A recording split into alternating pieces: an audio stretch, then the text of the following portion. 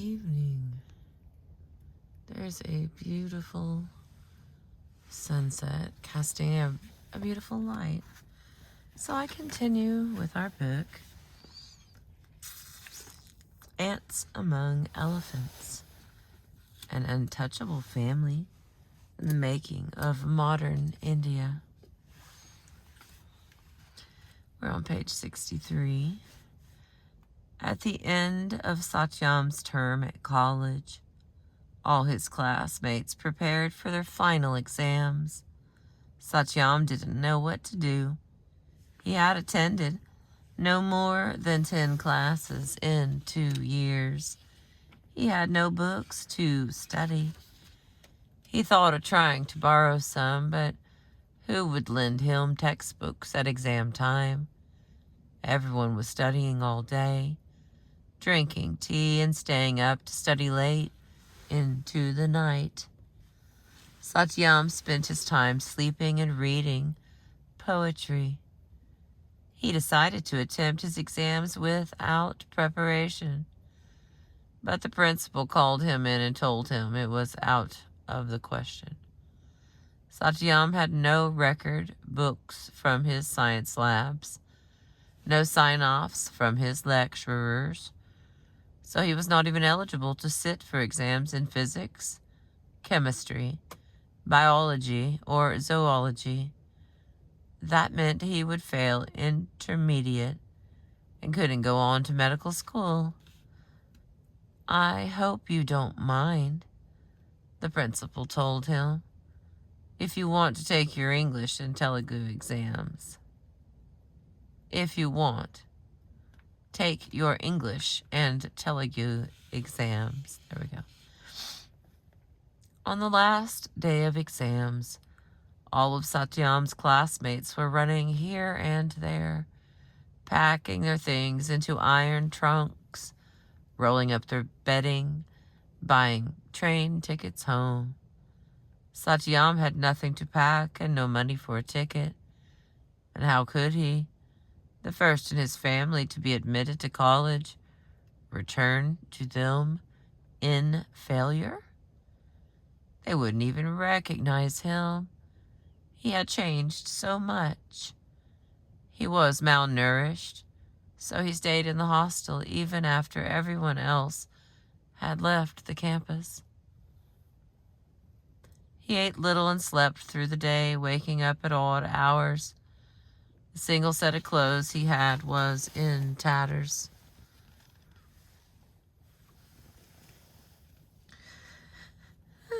He told himself he lived like this because he didn't care for convention.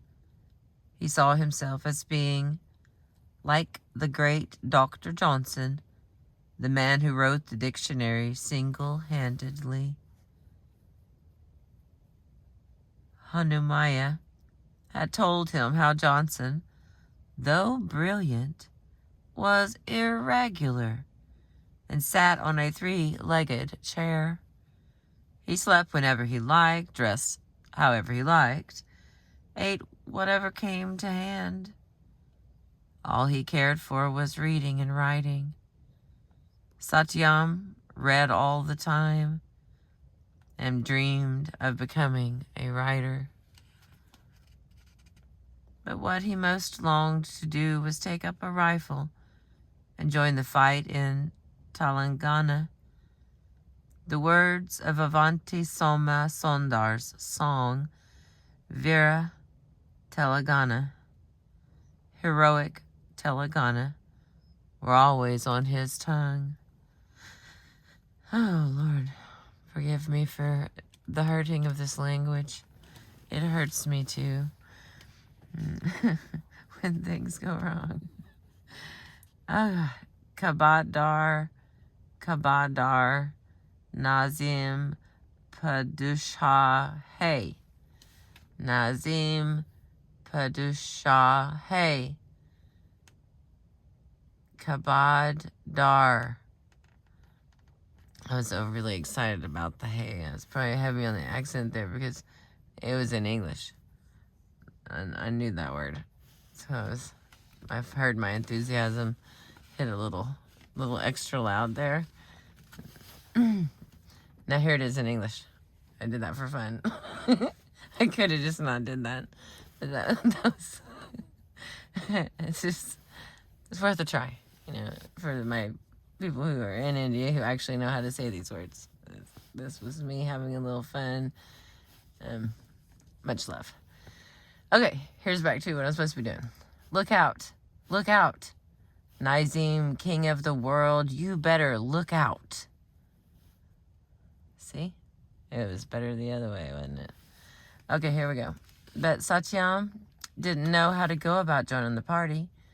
Every time he asked, Pichaya had just put him off. Satyam never understood why the party was so reluctant to accept his membership. What he didn't know was that the party was in crisis. When the Indian army turned its guns on the communists, the betrayal left the leadership divided and confused. They had no time for new recruits. Seeing their young friend in such bad shape, Menaka Rao and Hanumaya gave him money for bus fare. Go home, man. Go back to your family. Oh, but Satyam still couldn't face his father and siblings, so he set off to Sankarapadu, where his poor, ignorant, doting uncles and aunts and cousins lived. They at least still thought he was great. His cousin, Vijayama, was in Sankarapadu for summer holiday. When she saw Satyam, her face lit up. She cried, "Oh, college man is here. I guess after college he'll get a great job and make fistfuls of money. I wonder if the sight of small people like us will reach his eyes." Vijayama, that's what it says, was bursting with news for Satyam. When no one was looking, she pulled him aside. Vijayama, 19 years old, had some schooling, but none past high school. Thanks to the generosity of the Canadian Baptist missionaries, she was given a job teaching in a mission school. The mission head, a Madiga man named Isaac, had been left in charge when the Canadians went back home. Isaac was light-skinned, Madiga. Everyone thinks all untouchables are dark, but many of them, especially Madigas, are as light-skinned as Brahmins. Light-skinned Isaac had married a Brahmin Christian girl. There were a number of Brahmin Christians at the time as a result of child marriages among Brahmins. When Brahmin girls widowed in their teens got pregnant, either through a secret affair or after being raped by relatives, the family would dispose of the offspring by leaving them at Christian orphanages, as Isaac's wife had been. Every eligible, untouchable Christian boy dreamed of marrying one of those orphan Brahmin girls. So when Isaac, a favorite of the missionaries, wanted to get married, he chose a Brahmin girl. She worked in the mission hospital in the village of Gudlavalura as the head doctor, despite not having a medical degree. When Isaac was given charge of the mission, he moved his headquarters to Gudlavalura for her sake. Isaac and his wife had a daughter named Flora.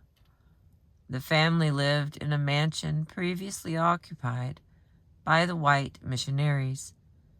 Because she was unmarried and poor, Vijayama was allowed to live in a hut on the premises.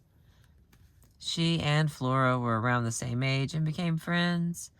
Flora confided in Vijayama, but that did not mean that Vijayama was free to see Flora in her family's mansion whenever she liked, nor was Vijayama permitted at any time to enter through the front door or to sit on their sofa or at their dining table. Flora attended AC College. Once she came home on vacation, she told Vijayama how she admired one boy in her class, how talented he was as an actor, and how if only he studied a bit, he would surely become a doctor. That boy was Vijayama's cousin, Satyam. One day Flora suggested that Vijayama invite Satyam to Godlavalura. Hearing Satyam's name in Flora's mouth, Vijayama built up fabulous dreams in her mind. It made perfect sense to her that this girl had fallen for her handsome and talented cousin. Who could resist his charms? Vijayama envisioned herself and her family becoming part of Isaac's family, the core of the Canadian Baptist Mission Empire. Back at home in Sankarapadu, Vijayama told Satyam that Mr. Isaac's daughter wanted to see him as soon as possible. Vijayama couldn't use the word love. That would have been too obscene. So she said obliquely, "To her, you mean a lot of this." Oh, Satyam remembered Flora. She was that healthy-looking, tall, fair girl with long, thick, curly hair. But in college, Satyam had only had eyes for one girl. A dark, dark girl with white teeth and smiling white eyes named Ahalaya, who reminded him of his childhood friend in Parnassa, Uncle Nathaniel's daughter, Camille. Satyam had never noticed Flora, but now that Vijayama had told him what Flora had said, Satyam recognized her true beauty and charm. She had all high caste features. Her skin was fair. Her nose, he saw now, was not like the typical snub noses of his people. It was definitely a caste nose. But Satyam was most struck by how healthy she looked. She was healthier than any Kama girl even, and she was elegant. Even though her father was rich, she had quite simple tastes and didn't flaunt her wealth. She wore less gold than girls, much poorer than she. I mean, the choice of the word healthy, she was a healthy girl. She was healthier than... words. After summer holidays, Vijayama went back to her job, and Satyam returned to campus. Oh, but now he could not stop thinking about Flora. When the poem of the girl in the moon came into his head now, it was Flora, with her glowing face, whom he saw in a jasmine white sari, beckoning down to him. He decided to take a bus to visit his cousin, Vijayama, in Guadalajara, and hopefully see Flora too.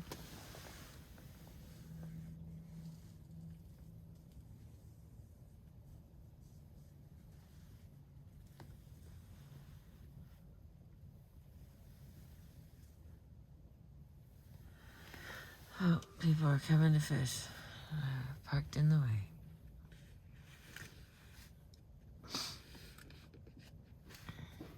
As he entered the compound gate that morning, he saw, surrounded by green trees and beds of colorful flowers, the great white mansion where Flora lived. In front of the mansion was a garden with a fountain in the center. Satyam had never seen anything like it outside of the movies. But Satyam had not yet been invited to this fine house. He went instead to the tiny, palm-thatched hut in back of the mansion where Vijayama lived with her very few possessions. She had a straw mat to sleep on and a pillow and a sheet, an earthen water pitcher and a few earthen pots, a hearth and a small oil lamp, a few pieces of clothing, and a Bible. Vijayama was happy to see Satyam. She told him that Flora would send word when and where to meet. Until then, they would have to wait. They waited until noon, when Flora sent a servant to fetch Vijayama. Vijayama came back with a message for Satyam. He could not come to the house at 3 o'clock exactly. That he could come to the house at 3 o'clock exactly, when no elders would be present. Flora's stepmother, her own mother had died, would be at the hospital, and her father would be at the school.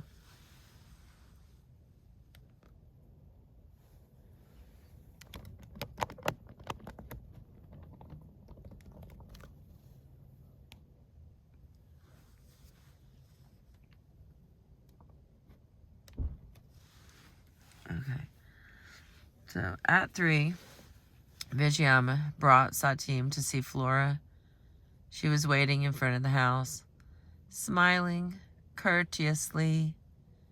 Vijayama slipped away quietly so that Satyam and Flora could talk alone.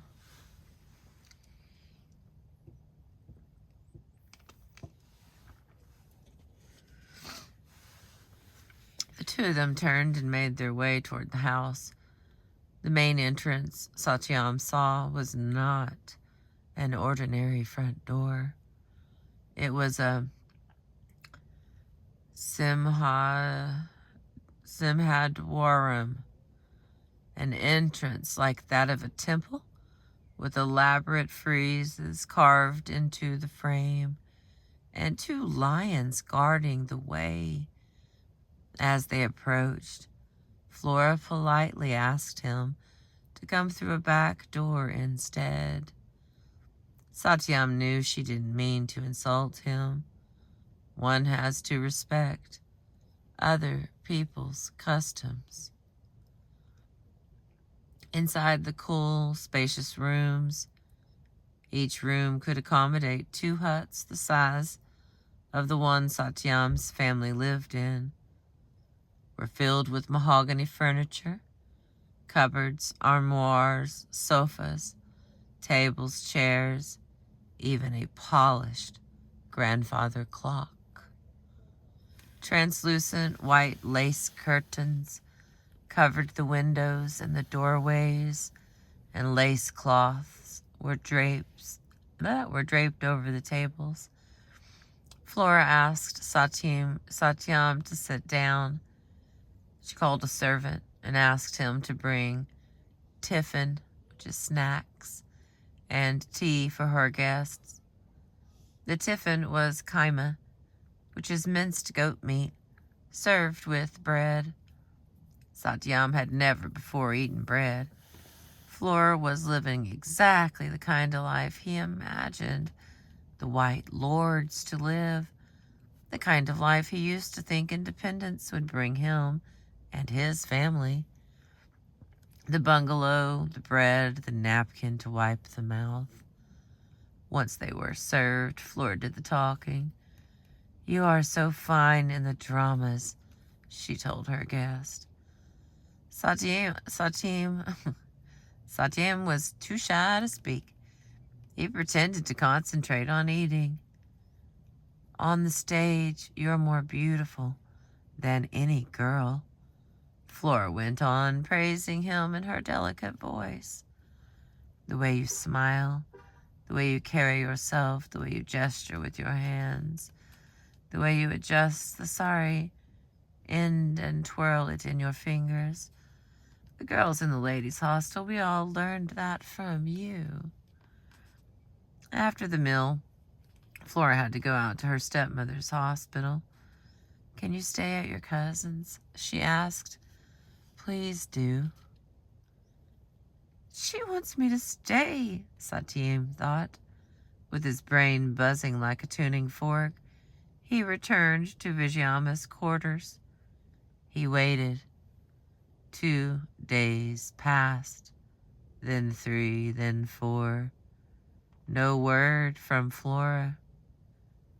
They gazed at Flora's house, helpless and unsure what to do. Vijayamma grew anxious that Flora's parents weren't leaving.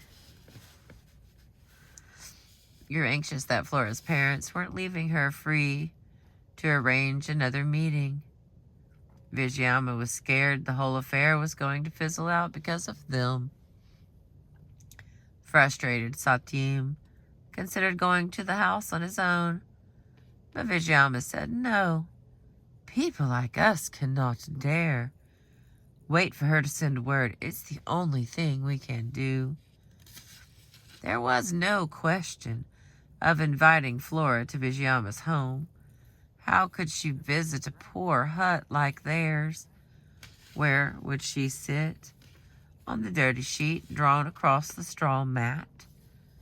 What could they offer her? They had to face the fact that they had no control over the situation. Satyam stayed for a full week with no word from Flora. Then he went back to Guntur. He knew one thing. Flora loved him. And why? He knew that too. Right after independence, many movies were made about the rebellious daughters of rich, evil men falling in love with a champion of the poor. Satyam inspired to be such a hero, and Flora must have seen that promise in him. He longed for a chance to show her what he was capable of. I gotta take my shoe off.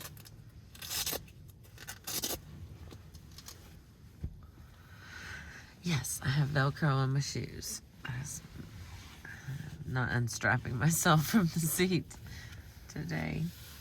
All right, we continue. In July of 1949, new students began arriving at the AC College campus. Satyam had noticed that some of them looked much too old to be college students, 25, 26 years old. Even one evening, Satyam was visited by one of those new students who introduced himself as, Lord forgive me for all these mistakes, introduced himself as Dugirala Moses. Dugirala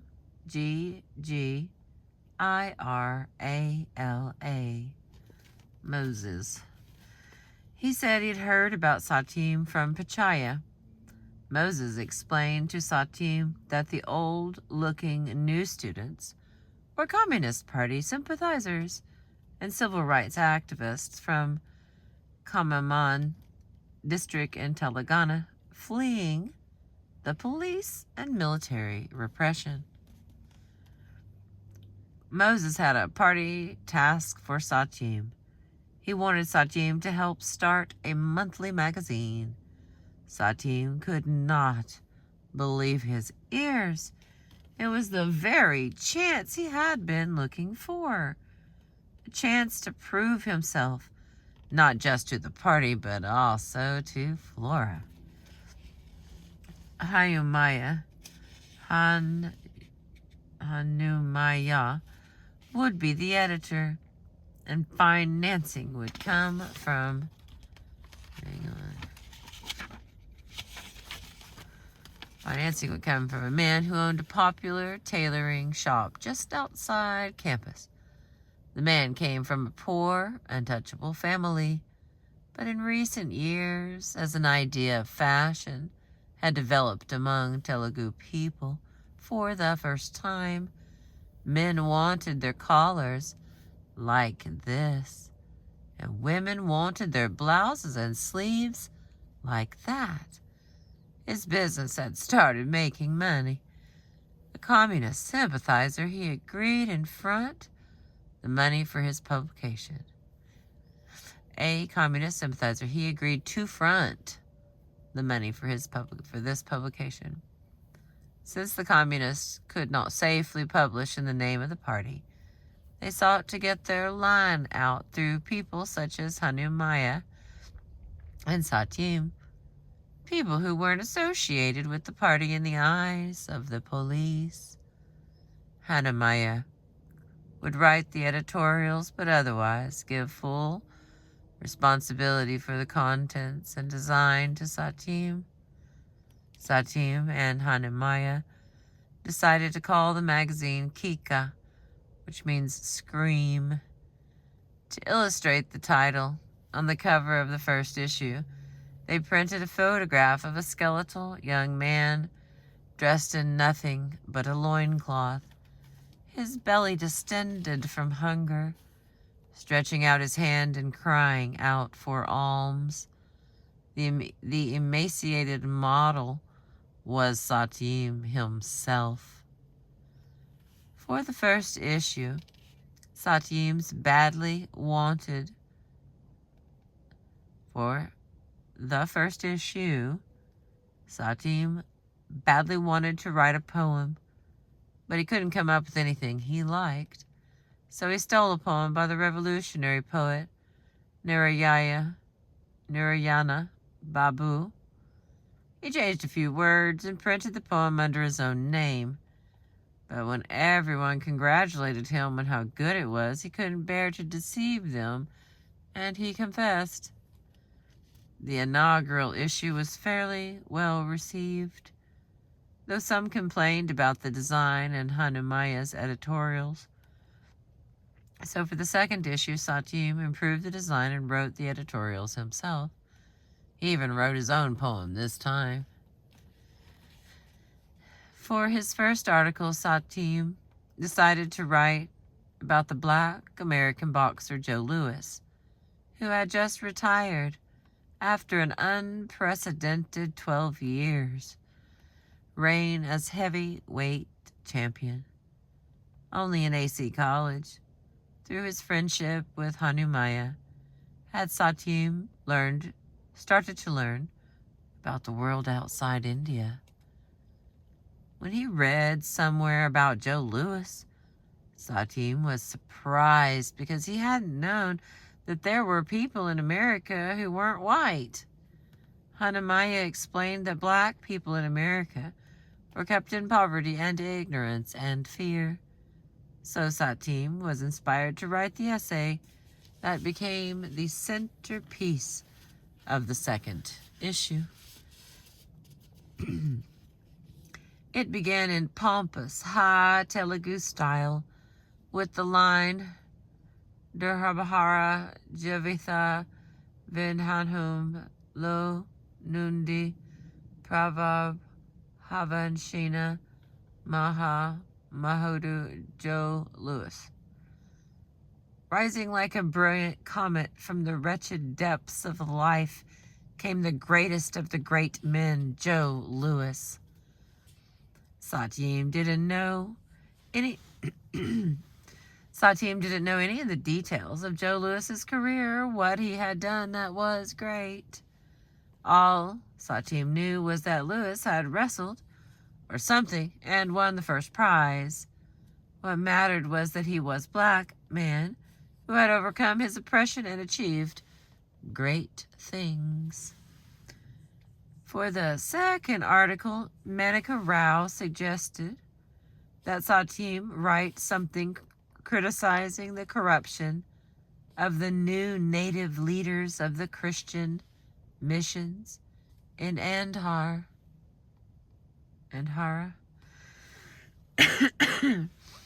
When the Canadian missionaries left India after independence, leadership passed into the hands of their native favorites, who were in some cases their own illicit children.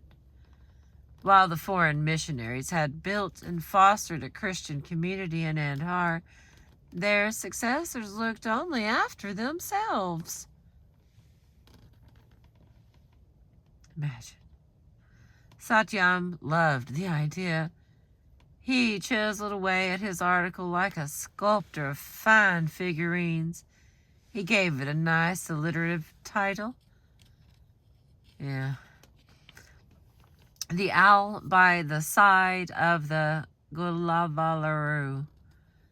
Owls are not associated with wisdom in India. They're thought of as a nighttime predator, symbols of darkness and evil. The Gullavalaru was the canal that passed through the village where the Canadian Baptist Mission was based, and the owl by the side of the Gullavalaru was none other than the new head of the mission, Flora's father, Isaac. All right, hang on. Let me get a drop of moisture. Okay, let's see. That is 1, 2, 3, 4. I have 4 pages left, and that's just regular math.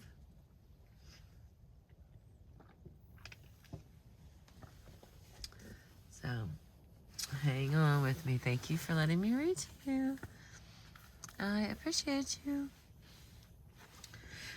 I've wet my whistle, and let's onward.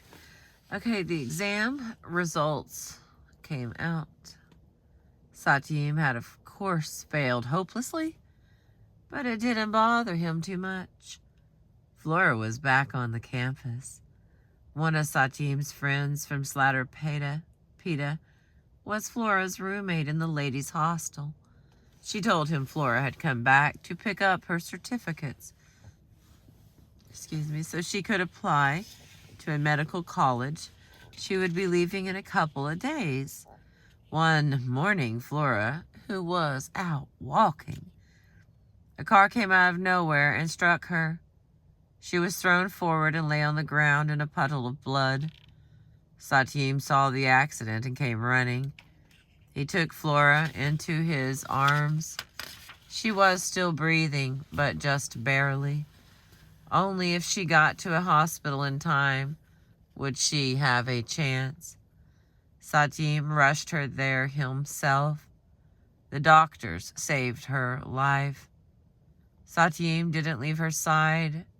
Day and night he nursed her back to health. Flora couldn't help but fall hopelessly in love with him. In Satyam's fantasies, Flora nearly died hundreds of times. He decided to write her a letter. It was all about the moon and the stars and the cool breeze. Nothing about his feelings for her in so many words, but she would know what he meant. He waited for her along her route. When she came by, he called out to her and handed her the letter. She took it and walked on without a word.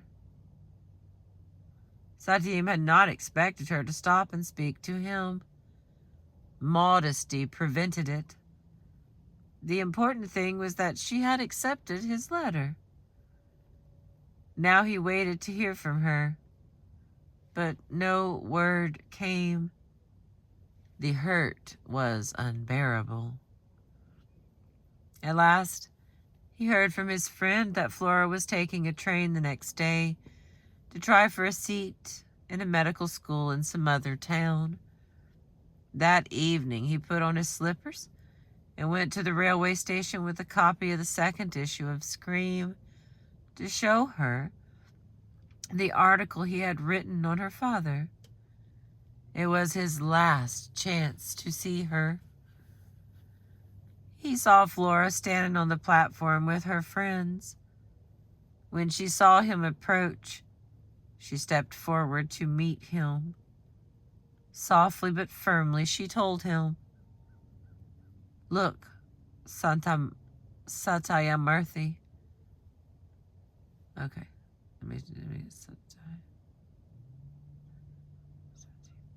Satyamurthy. There we go. Okay. "Look, Satyamurthy, your caste and my caste are not one. You are Christians."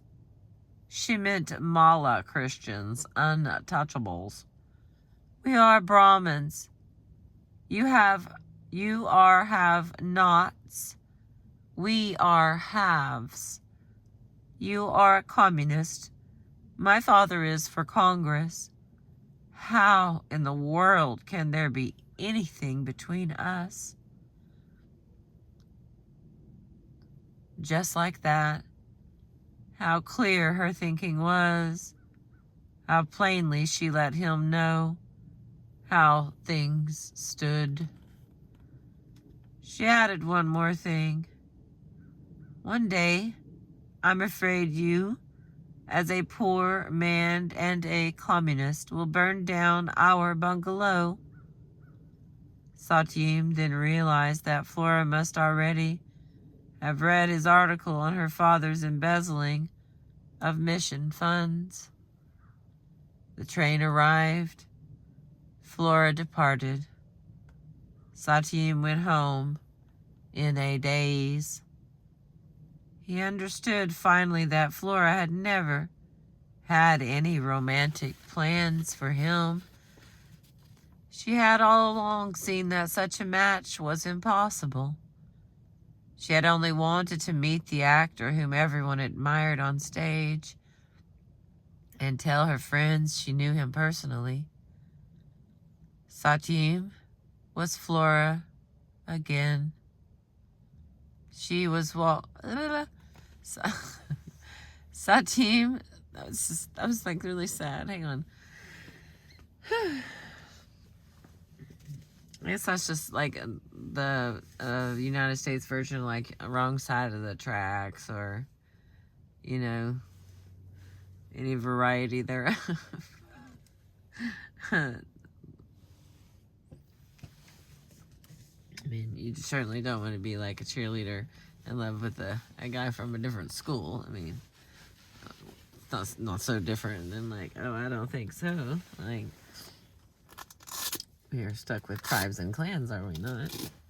But interesting. I don't know that. Okay, I'm reading someone else's story. I'll stop adding in my 2 cents. Okay. Satyam saw Flora again. She was walking in front of him. So healthy. So upright. So confident. No, it wasn't a girl at all. It was a lion. Maybe it had strayed from the Simhadwaram of the house where Flora lived. What a magnificent creature it was. How elegantly it moved. What grace. Its hind parts, the part the tail grows out of, the part that shit drops down from, moved along with the rest of its body. Wherever the lion moved, its ass moved too. No, that was Satyam. He was the lion's ass. In reality, he never saw Flora again, only in his nightmares. What? Okay, we go on. 'Cause one full, so 2 pages. I'm doing it. Okay.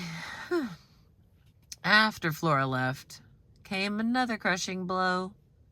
Scream had to be shut down. Hanumaya saw what was going on.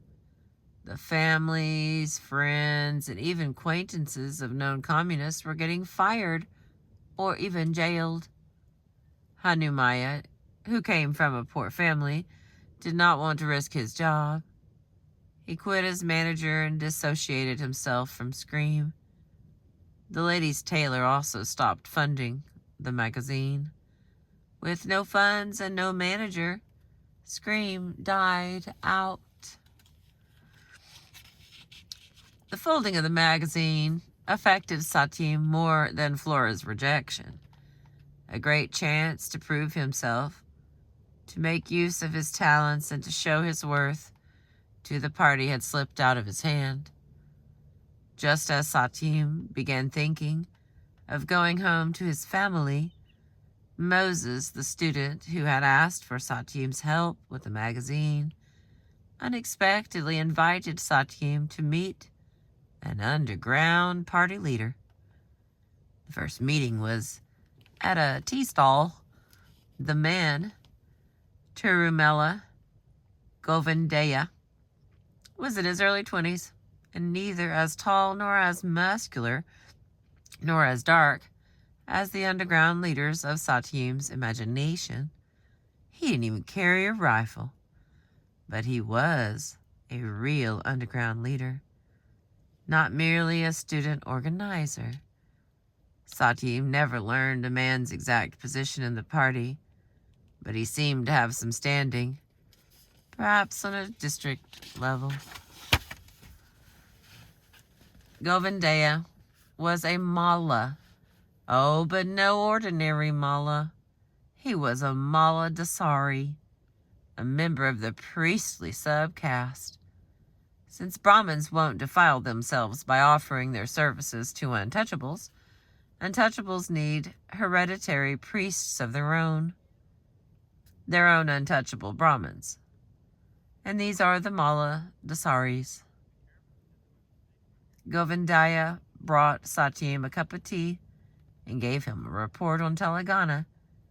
He told him of a few spectacular victories the People's Army had won in attacking police stations and making off with stores of weapons. Then he told of the repression, how many people had been lost. Satim took a chance and asked if he could go and join the guerrillas. Govindaya replied that he would talk to the leaders above him. He never said why he'd arranged to meet Satim in the first place. He looked to Satim as if he was being sized up. It looked to Satim as if he was being sized up. Govindaya met Satim a couple more times. The safest place was at Satim's hostel. As always, the watchman admitted Satim's visitor. When Satim asked about joining, he was told the party had stopped recruitment. But one evening, Govindaya sent word that he had an assignment for Satim, not in the field of battle, but in a role that was no less important. Satim went as instructed to an abandoned, dilapidated house in a remote corner of town to meet Govindaya and a man whose name he was not told. They asked Satim, "Would you like to live here?"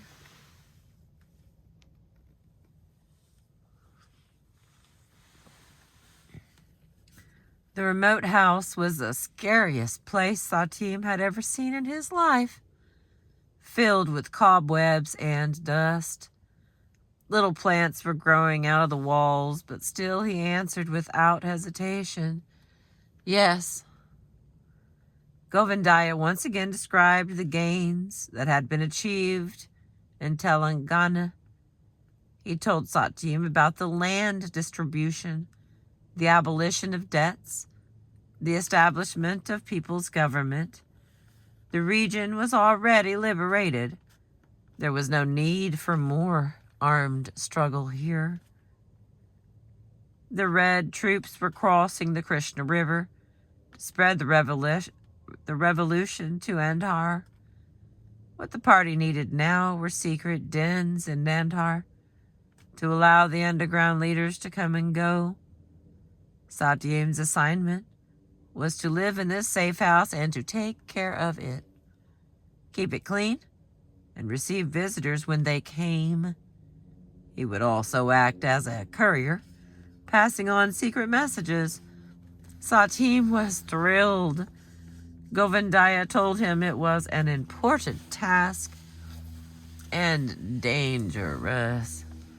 If the police ever heard of this role, he was sure to be shot. Satim was prepared to take that chance. Well, at least in this way, he could make himself of use. They told Satim they'd need to meet once more in a few days to arrange the details. Satim would hear from them soon. For the next few days, as he waited to be summoned again, Satim was too excited to sleep. The news came from Moses that the party had no use for Satim after all. No explanation was offered. What had happened was that one of the party's top leaders had left his underground den and disappeared. No one knew where he was.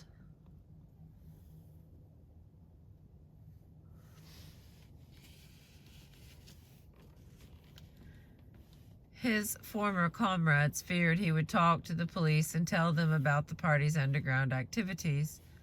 The party members were afraid that if he did, they would all be hunted down and killed. Since this leader knew of the plans to extend the network of secret dens into Krishna's district, these plans had to be abandoned. Satim wasn't told any of this. He understood simply that no one needed him, not even if he was ready to risk his life. Then he received a letter from his father. Prasanna Rao was now living with Papa, Carrie, and Marthama in a new village called Teleprolu. The rich landlords there paid Prasanna Rao handsomely to tutor their children. At last, the family was doing well. Prasanna Rao wrote that Satim shouldn't feel ashamed for not having completed his studies. His father asked that he just please come home. All right. That is the end of chapter 1. It looks like there's about 10 chapters here. Let me see if that's 11. Yeah, 10 chapters, so that's the end of chapter 1. Here is what we've been reading again, just a reminder. It's been very, very interesting. I hope you have been enjoying it and the beautiful sunrises and sunsets and cloudy days and rainy and snowy mornings.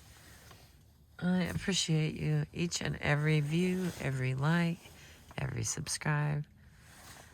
I am thankful for you. Have a beautiful evening. See you tomorrow.